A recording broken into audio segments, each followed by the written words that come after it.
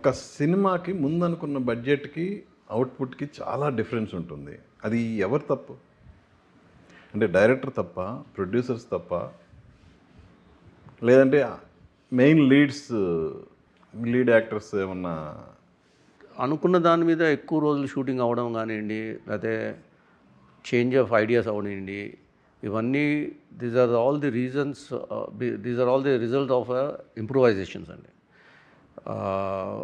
అది over period of అది అన్నిసార్లు అవ్వదండి. అప్పుడప్పుడు అవసరం పడవచ్చు, ఇంప్రూవైజ్ చేస్తే బాగుంటుంది అనిపించవచ్చు. లేదంటే షూటింగ్ జరుగుతున్న టైంలో కొద్దిగా అనుకున్న సీన్స్ కరెక్ట్గా పండకపోవడం, లేదంటే ఒక 2-3 సీన్లు చేసిన తర్వాత నెక్స్ట్ 3-4 సీన్స్ చాలా హైలో ఉండడము, ఈ సీన్స్ డ్రాప్ అయిపోవడం, దీన్ని కొంచెం మళ్ళీ ఇంప్రూవైజ్ చేస్తే బెటర్, మళ్ళీ ఆ ఫ్లో మెయింటైన్ చేయడం కోసం, లేదంటే అప్ అండ్ డౌన్లు ఉంటాం. అది ఒక్కసారి కొన్ని ఎక్స్పెరిమెంటల్ థింగ్స్, కొన్ని సీన్స్ కొన్ని అనుకున్నట్టుగా రాకపోవచ్చు. సో లేదంటే స్పాన్ కొంచెం పెంచాల్సిన అవసరం ఉండొచ్చు. మనం 50 మంది డాన్సర్లు బదులు 100 మంది డాన్సర్లు పెడితే బాగుంటుంది కదా, ఈ సాంగ్ బాగుంది, బాగా వచ్చింది, మంచి ట్యూను, ఇది పెద్ద వైరల్ అవ్వడానికి ఛాన్స్ ఉంది అని ఇట్లాంటి కొన్ని ఐడియాస్ వచ్చినప్పుడు, అట్లాంటప్పుడు కొంచెం డీవియేషన్స్ ఉంటాయండి, తప్పదు. అది దానికే అందరూ బాధితులే. ఇంతకు ముందు కూడా డీవియేషన్స్ ఉండేవి. అది ఎంత 10-20%? ఇంతకుముందు చాలా తక్కువ ఉండేటింది. ఇంతకుముందు అసలు అనుకున్న ఇన్ని రోజులు షూటింగ్ అని, అన్ని రోజులు షూటింగ్ కంప్లీట్ చేసి బయటకు వచ్చేయాల్సిందే. ఇప్పుడు యమదొంగ సినిమా ఉందండి, ఇంతకుముందు కూడా చెప్పాను. జనవరిలో షూటింగ్ స్టార్ట్ చేసాము, ఆగస్ట్లో రిలీజ్ చేసాం. అండ్ 8 monthsలో 152 days షూటింగ్ చేసాం, 151 days. అంటే ఆల్మోస్ట్ లిటరల్గా వీఆర్ షూటింగ్ ఫర్ 5 months అండి టోటల్గా. సో 5 months షూటింగ్ చేసి బ్యాలెన్స్ దాంట్లో విఎఫ్ఎక్స్ వర్క్స్ అని, పోస్ట్ ప్రొడక్షన్ అని అన్నీ చేసుకుని ఆగస్ట్ 18 రిలీజ్ చేస్తాం. సో అలాగా ఇప్పుడున్న టెక్నాలజీస్ పెరగడం వల్ల, ప్లస్ ఇప్పుడున్న ఎక్స్పెక్టేషన్స్ పెరగడం వల్ల, ప్లస్ ఇప్పుడున్న మన స్టాండర్డ్స్ పెరగడం వల్ల, రాజమౌళి గారు ఇప్పుడు ఇంటర్నేషనల్ స్టాండర్డ్లోకి తీసుకొని వెళ్ళిపోయారు మన ఇండియన్ మూవీస్ని.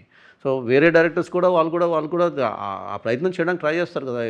వాళ్ళు కూడా చేస్తున్న హీరోస్ పెద్ద హీరోసే కాబట్టి వాళ్ళని కూడా నెక్స్ట్ లెవెల్లోకి తీసుకెళ్ళాలంటే కొద్దిగా ఖర్చులు ఎక్కువ అవ్వచ్చు. ఇట్లాంటి solve for the good of the industry అనే జరుగుతుంది అని నేను అనుకుంటున్నానండి.